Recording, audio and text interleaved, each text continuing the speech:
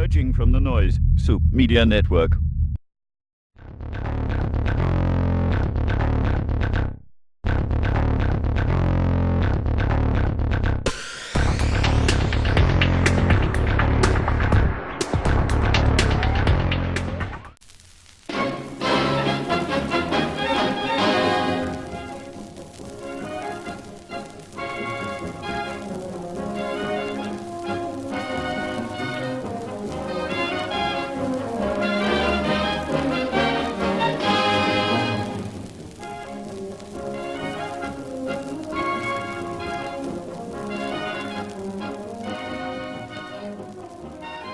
The story began in an area known as El Mosquito, a very isolated training area.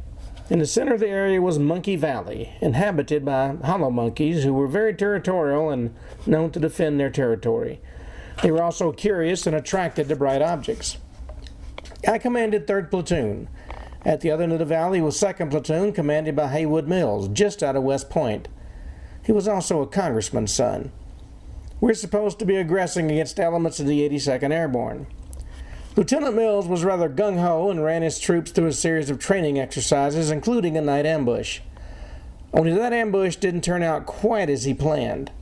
About halfway down the valley, there was a large stream that crossed the training area. The only way to cross safely was via a somewhat narrow bridge. Thinking I'd be in that vicinity, Mills set up an ambush and waited for me to walk into the trap. However, I'd set up camp just before dark. Neither of us knew that villagers had moved into the area and set up farms. At dusk, an old farmer was leading his cow along the jungle trail toward the stream. Mills and his merry band of men heard what sounded like a squad walking along the trail and sprang their ambush. We were all using blanks, of course, which sounded like the real thing. So both the old man and the old cow did what anyone would do in that situation. They both had heart attacks and collapsed. I heard the shooting and was puzzled about who might be shooting at whom, but wasn't moved to go find out. Then I heard a call on the battalion BattleNet. Bravo 22, this is Bravo 25. Bravo 25, this is Bravo 22. Go ahead. Bravo 22, we have a bit of a problem. What is your problem, Bravo 25? Well, it would appear that I haven't cured some casualties. You what? It was their own fault. Someone wandered into the area, and, we ambushed them, and they died. This is Lieutenant Colonel White. You what? An old farmer got in the way of an ambush, and, both he and his cow died. Where's Sergeant Harris? Sir, it's like this, you see. It would appear that he was giving mouth-to-mouth resuscitation to the cow. Mouth-to-mouth to a cow? Lieutenant, go sit down and do nothing until I call you. Do you understand? Yes, sir. Charlie 25, this is Bravo 22. Bravo 22, this is Charlie 25. Listen, Bravo 25 has had some sort of problem. I want you to go to his position, figure out what happened, and handle it. Yes, sir. At the bridge, we found the lieutenant almost in tears. The farmer laid out on the bridge, covered with a blanket, and the cow with all 4 feet in the air. I walked up to Sergeant Harris and slapped him on the back.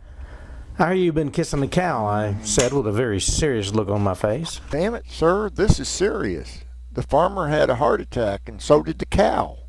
We administered first aid to the farmer, but I'm not sure how to administer first aid to a cow. Well, we called in a medevac chopper for the farmer and rigged a carry sling beneath the helicopter to carry the cow. I turned back to Harris. "Look, it's been a long day. Why don't you take your platoon to that ridge about a mile that way and settle in? I'll check in on the farmer tomorrow and let you know." Well, we went back to our base camp, but the night wasn't over. About 2 a.m., I heard a war break out down the valley. Bravo 25, this is Charlie 25. There was no response, just more sounds of a battle raging in the distance. Bravo 25, this is Charlie 25. Come in. Finally, Harris answered my insistent radio calls. Charlie 25, this is Bravo 25. Bravo 25, what's going on? Who are you all shooting at? Well, sir, it was a false alarm. Don't worry about it. That was a lot of ordnance for a false alarm. Where's Mills? Well, he's a little engaged at the moment. Finally dawned on me that Harris wasn't going to let me speak to Mills. Well, fine, try to keep it down. Some of us are trying to sleep. It was quiet for about an hour when, once again, I could hear gunfire. Something was up, but I decided it was none of my business. Dawn, I received a call from the colonel himself. Charlie 25, this is Bravo 22. I knew I couldn't pretend I didn't hear him, so I answered. This is Charlie 25. Charlie 25, I need you to link up with Bravo 25 and help them find Bravo 25. Say again? Mills has disappeared. I need you to link up with Bravo 25 and oversee the search for the nitwit. Breaking camp, I led my platoon to the camp's second platoon, which was a shambles. The first thing I saw over on the edge of camp was what looked like a corpse. Sitting on a fallen tree was a disheveled Harris. I went over to sit beside Harris on the downed tree. Harris looked at me and just shook his head. This has been the most bizarre mission that I've ever been on in my 17 years in the Army. So what happened to Mills? And is that a body over there? Well, sir, you know how superstitious these locals are. One of them was on guard. He was on duty carrying an M60 machine gun. He walked under a tree with a low-hanging branch, and a big hairy hand reaches down and grabs the end of the barrel. Well, the soldier was so scared he let go of the weapon and took off running, screaming at the top of his lungs. In the meantime, Mills was sleeping peacefully by the fire in one of those fancy air mattress mosquito net rigs. When the screaming started, he grabbed his M16 and he jumped to his feet, forgetting that he was under a mosquito net. He started to fight and he pulled the trigger of his M16, and the other men jumped up and started firing and throwing ordnance and shooting parachute flares. The monkey, who was now carrying the machine gun, got scared and he accidentally fired the weapon, which had a 200-round belt attached. Since the monkey didn't know to let go of the trigger, he fired all 200 rounds, and the troops thought they were being attacked and they fought back. Finally, the monkey keels over, and when I checked the body, he was dead. Mills was so scared that he had an accident and he soiled his pants.